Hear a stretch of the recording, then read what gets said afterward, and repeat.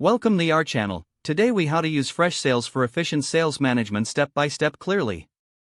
To get started with Freshsales, first, sign up for an account on their website. You will find the sign up button prominently displayed.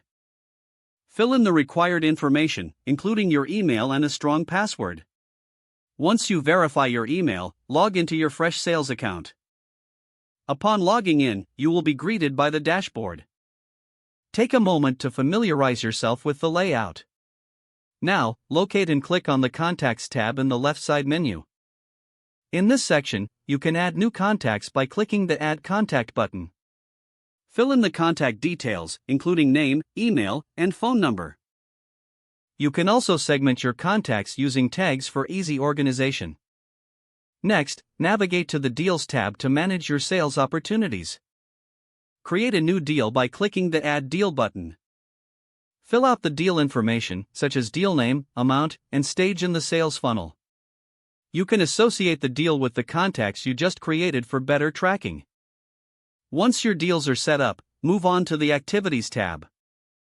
Here, you can log calls, emails, and meetings with your contacts. Recording activities keeps your sales process organized and transparent.